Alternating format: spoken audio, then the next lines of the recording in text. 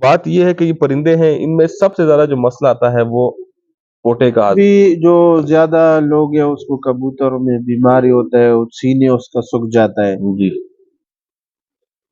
جی السلام علیکم، welcome back. استاد سے بیماری کی حوالے سے کچھ باتیں پوچھیں گے جی استاد۔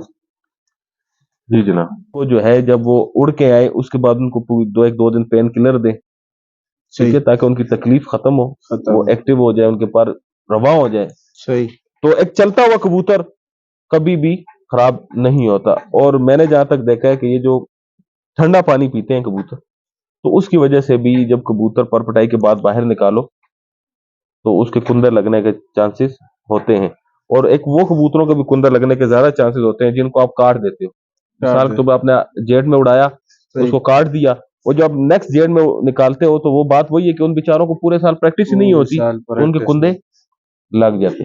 جی جی، ابھی زیادہ تر لوگ یہ کہہ رہے ہیں استاد جی، ابھی اگر آپ کی کبوتر پل ہو گیا تو اس کے لیے وہ جو کالی مرچ ہے وہ کچھ 50-60 پسا کے وہ پانی میں ڈال دو، صبح وہی پانی جو ہے نا کبوتروں میں ڈال، جو رہ جائے گا وہ مرچ اس کی اور اتنا پانی ڈال، 3 دن وہ پلا دو، وہ پھر اس کا جو اندر چربی مربی ہے وہ تھوڑا ختم ہو جائے گا۔ دیکھیں یہ طریقہ میں نے تو یہ طریقہ نہیں کیا، لیکن جس نے کیا ہے کیا پتا اس کے لیے اچھا بھی ہو۔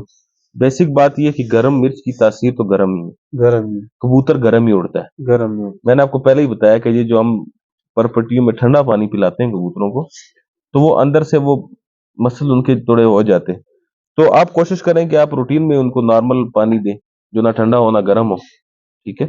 تو وہ جب آپ کبوتر آہستہ آہستہ نکالیں گے، کبوتر دیکھیں ٹائم لیتا ہے رواں ہونے میں، کوئی بھی جانور ہے، کوئی بھی انسان ہے، وہ کسی بھی مقام پہ ہو اور پھر جب وہ چھوڑ کے دوبارہ اس لیول پہ آنے تک اس کو ٹائم لگتا ہے، کبوتر کو بھی لگتا ہے۔ صحیح، بالکل۔ وہ پہلے کوئی 5-10 دن چھاپے چھاپے مارے گا، کوئی پرش رواں کرے گا، اس کے بعد وہ پھر آپ ہلکا ہلکا ان کو چیڑیں، دوپہر میں آپ ان کو دھوپ میں ان کو اڑائیں تاکہ ان کے کس بنے، پھر آہستہ آہستہ پیچھے لے کے جاتے جائیں۔ جب آپ ان کو پکی پڑ کے شروع کر دیں تو پھر آپ خوراک بھی دیں، سارا کچھ۔ ابھی جو زیادہ لوگ ہیں اس کو کبوتر میں بیماری ہوتا ہے، سینے اس کا سوکھ جاتا ہے، جی اس کے بارے میں کوئی علاج ان کو بتائے تو؟ میں آپ کو بیماریوں کا جہاں تک بات ہے نا، پوری دنیا ویکسین وغیرہ کرتی ہے، اچھی چیز ہے، ویکسین آئی ہوئی ہے، کرنی چاہیے، اپنے کبوتروں کی کیئر کرنی چاہیے۔ جتنے آپ اپنے پرندوں کی کیئر کریں گے اتنے وہ آپ کے کبوتر فٹ رہیں گے۔ جب آپ کا کبوتر فٹ رہے گا اس کو بیماری نہیں اتنی جلدی اٹیک کر سکتی۔ صحیح۔ ایک کمزور انسان ہے، اس کے اوپر جب ہلکی سی بھی کوئی بیماری آئے گی تو وہ اس کا مقابلہ نہیں کر سکتا، اس میں قوت مدافعت ہی نہیں ہوتی، ٹھیک ہے۔ صحیح۔ جب آپ کے پرندے ہیں، آپ فٹ ہوں گے تو آپ بیماریوں کا مقابلہ بھی کر سکتے ہیں، صحیح، ٹھیک ہے۔ تو بات یہ ہے کہ یہ پرندے ہیں، ان میں سب سے زیادہ جو مسئلہ آتا ہے وہ پوٹے کا، ہاضمے کا آتا ہے۔ ہاضمہ جب ان کا خراب ہوتا ہے تو پھر وہ ویک ہو جاتے ہیں، اور باقی بیماریاں، پھر ہلکی سی بیماری بھی ان کے اندر زیادہ اثر کر جاتی ہے۔ باقی جہاں تک بات کر رہے ہیں کہ ہڈی سوکھ جاتی ہے، تو دیکھیں وہ سوکڑے کی علامت ہے، اور اس کا سب سے مین وجہ سوکڑے کا یہی ہوتا ہے کہ کبوتروں کے اندر جو کیڑے ہوتے ہیں، ٹھیک ہے، تو جو لوگ ڈیوارم نہیں کرتے ٹائم پہ، ان کا یہ بہت بڑا مسئلہ بنتا ہے۔ تو ویسے کبوتر کو سب سے پہلے تو آپ ڈیوارم کریں، ٹھیک ہے، اس کے بعد ان کو ہلکی پھلکی غذائیں دیں تاکہ ان کا معدہ چلے، تو وہ پھر ٹھیک ہو جائے گا۔ بات جو بھی کبوتر پہ ڈیپینڈ کرتا ہے کہ اس کو کیا مسئلہ ہے، کیا پتہ اسی کو ہڈی کس وجہ سے سوکھی ہوا۔ یہ جو ابھی استاد زیادہ چھتوں پہ ایک دم بیماری لگ جاتا ہے، جھولا کبوتروں میں لگ جاتا ہے، اس کی یہ کمزوری وجہ سے لگ جاتا ہے کہ نہیں کوئی اور اس کا؟ دیکھیں بات اس طرح ہے کہ وائرس جو ہوتا ہے نا، وائرس جب آپ کے کھڈوں میں آ جائے، ٹھیک ہے، تو اس کو پھر روکنا بڑا مشکل ہو جاتا ہے۔ مشکل ہو جاتا ہے۔ جب انسانوں میں آیا تو کورونا میں تو دیکھیں کیا حالت ہوئی۔ صحیح۔